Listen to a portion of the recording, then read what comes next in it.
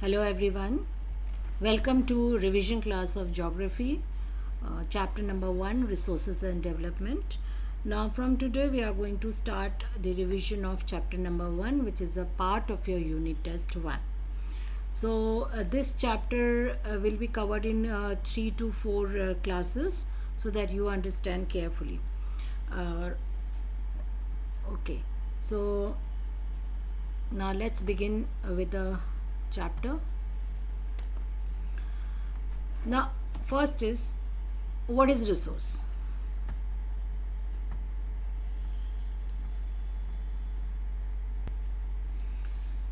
Hello everyone, welcome back to geography class. This is a revision class of chapter number 1, resources and development. I have divided the chapter into 4 different parts. So you'll be having 3 to 4 classes, revision classes of chapter number 1. Alright, so let's begin with the revision. So we start with a common term, that is resource. What is a resource? Now, a very simple definition is that everything which is available in our environment and which satisfies our need is called as resource. Now with this definition you have to add 3 more points to become, so that it becomes meaningful. And these 3 points are that provided it should be technologically accessible, culturally acceptable and economically feasible. Let us understand the meaning of these things. Now everything which is available in the nature which satisfies our need is a resource, provided it should be technologically accessible. It means, do we have enough technology to use the resources or not? Then only we can extract it. Second is whether it is acceptable by the people or not.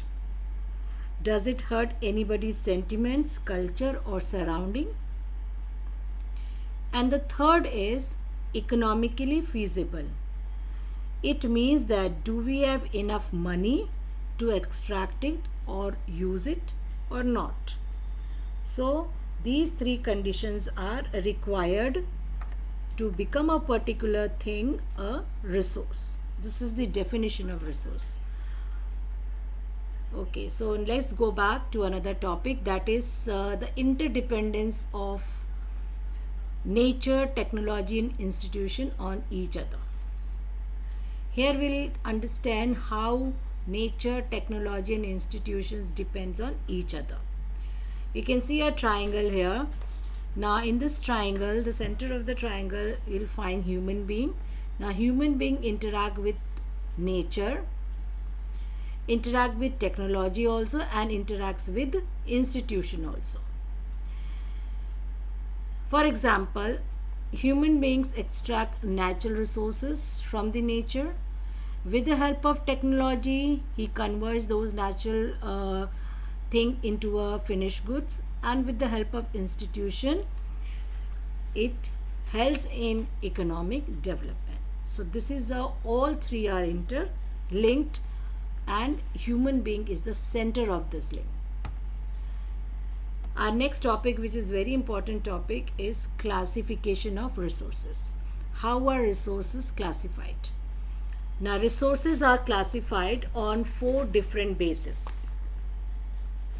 First is on the basis of origin, then on the basis of exhaustibility, third on the basis of ownership, and on the basis of status of development. So we'll understand one by one. Now resources are classified into 2 types on the basis of origin, and they are biotic and abiotic. Biotic, I'm sure you all know that biotic resources are those which are obtained from biosphere and they have life. Like we have flora, fauna, human beings, they all have life, they grow, so they are called as biotic resources. Abiotic resources are those which do not have life, non-living things. Like we have rocks, we have metals. Our next category is resources on the basis of exhaustibility. And there are some who get exhausted within the time and some do not. So on this basis we have two different types. One is renewable and other is non-renewable. Now renewable resources are those which can be renewed or recycled again. They can be replenished again. Alright, like we have solar energy, wind energy, water energy, they can be renewed. So they are renewable resources. Renewable resources can be further divided into continuous resource or flow resources, which keeps on flowing or which are available, like water, wind. Then second category is non-renewable resources. These are the resources which cannot be renewed because they take millions of years to form again. Like we have minerals, we have fossil fuels. Our third classification is based on ownership. Now, on the basis of ownership, there are four different types of resources. The first is the individual resources. Individual resources are those which are owned by a particular person. Okay, it is owned by you, like your mobile phone, land, your house. They are individual property. Second is community owned resources. These are the resources which are owned by a group of people or by the society, which belongs to society, like public parks, playgrounds. In some villages there are wells also, all right, which are accessible to all the members of the society. Then third is on the basis of we can say nation or national resources. National resources are those resources which belongs to the particular nation, particular country. It comes under the control of the government of that particular country. Everything which is found within the political boundary of a country or a nation belongs to the government and or belongs to the nation. So they are called as national resources.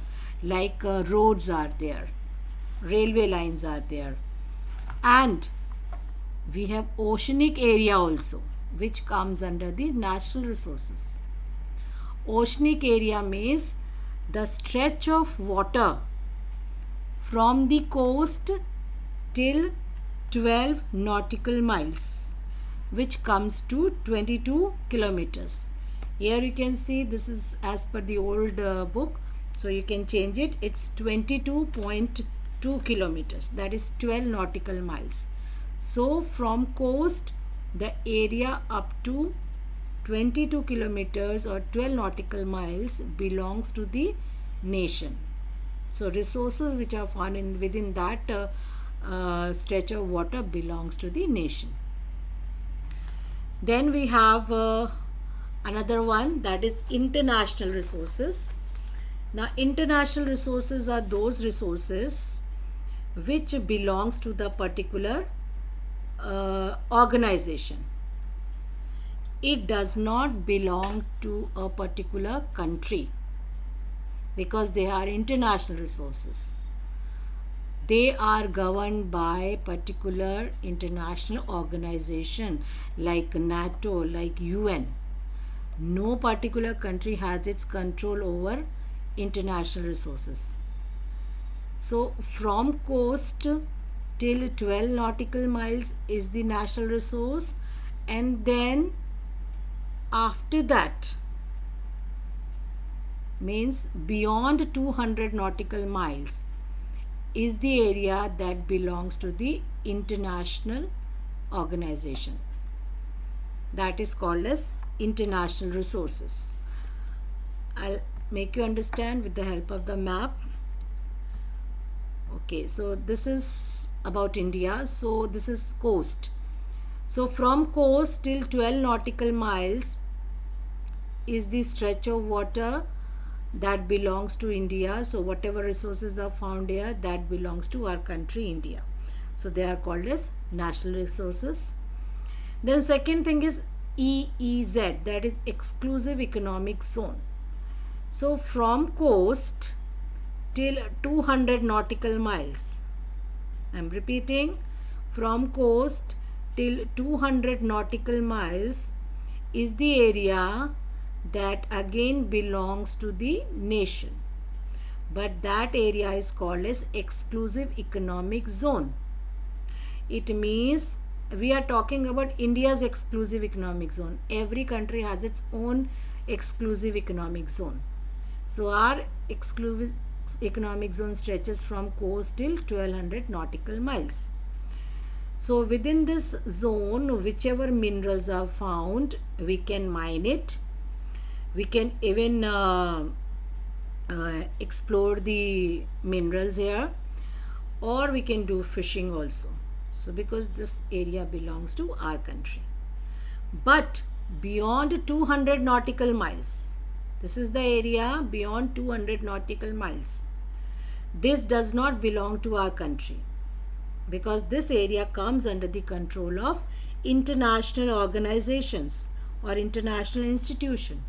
So whichever minerals are found here, it comes under the control of international organization. They only decide to allow particular country to explore the minerals.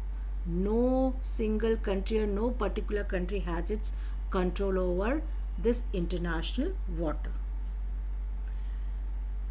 Okay, so with this we have completed 3 classification. Now here is a picture showing different types of resources based on ownership. This is an example of individual, that is house, which belongs to you, your property. This is an example of national resources, because it belongs to the whole country. And this is community owned resource, park or playground. And here you can see the international and the national resources. This is land, so this is coast. From coast till 12 nautical miles is the area that belongs to the nation. Then till 200 nautical miles is the area that belongs to exclusive economic zone of particular country, that is for India we are talking about. And beyond 200 nautical mile comes under the control of international organization. Now the last classification which is left, it is based on the status of development. Now on the basis of status of development, we have 4 different types of resources. One is potential. Now what are potential resources? These are the resources which are found in a region but not being utilized. Maybe due to lack of technology or maybe any other problem, the states or particular area has potential to develop the resources, but due to some technical reasons not been able to utilize them fully. So they are called as potential resources. For example, you can take Rajasthan and Gujarat. They have potential of developing solar and wind energy, but maybe due to some reason not able to use. Then we have developed resources. Now these resources are surveyed and their quality and quantity is determined. And the development of resources depend on technology and level of their feasibility. Now these are the resources for which we know that they are available in good quantity. We know the quantity and we know the quality also. And we have started using their you can say we have started using them, but their use depends upon technology and feasibility. Then third is stock. Stock resources are those which are lying as a stock. Why they are lying as a stock? Because we don't have enough technology to use those resources, so they are lying as a stock. Like water, it's a compound of hydrogen and oxygen. Future it can be used as a rich source of energy, but as present we don't have enough technology to use it, so it's lying as a resource, stock resource. Then the last category is of reserve resources. Now these are the resources, they are actually the type of stock resources only. We have kept it as a reserve, okay, but at present we are using it in a limited manner. Like for example, water. We are using water for generating electricity, but we are using more of ocean water or sea water for generating electricity. At the same time, river water is also being used for generating electricity, but that use is very limited because we are keeping that river water as a reserve for the future. So such resource is called as reserve resources. So with this we have completed the session for today. So today we have discussed the definition of resources, the interaction between the nature, technology and the institution. We had also discussed the classification of resources. There are 4 different bases on which the resources are classified: on the basis of origin, on the basis of exhaustibility, on the basis of ownership, and on the basis of status of development. So in our next class we'll continue the same chapter. Till then, bye and thank you.